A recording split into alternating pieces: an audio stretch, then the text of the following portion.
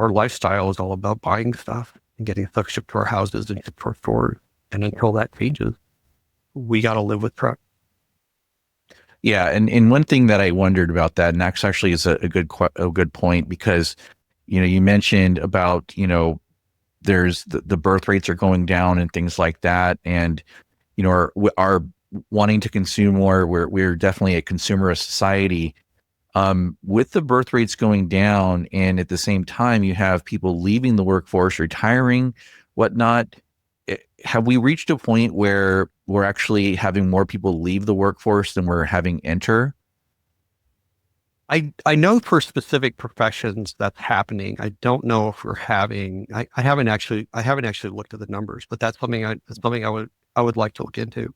The thing I find interesting is while our number of people, more people retiring and such, that doesn't mean they don't buy stuff.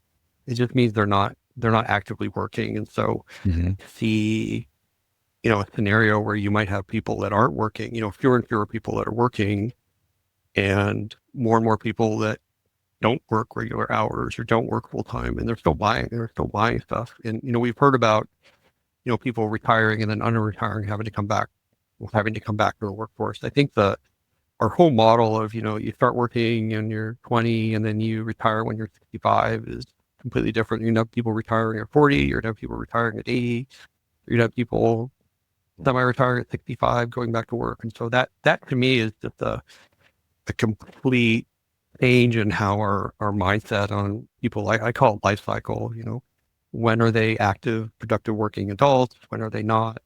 Um, you know, we see kids or people in their early 20s still living at home. They might be living in their parents' home to their early 30s. I mean, that wasn't typical before.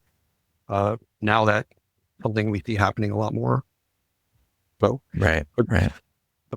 but I think it was Bob Dylan, times are changing, and one of the things that we try to do at Digger Cog is really share information, and so it's a lot easier for us to do this analysis for the entire Digger Cog region versus Calamasa having a staff person do it or hire a consultant. So it really it's the same amount of time whether you do it for 18 cities or one city.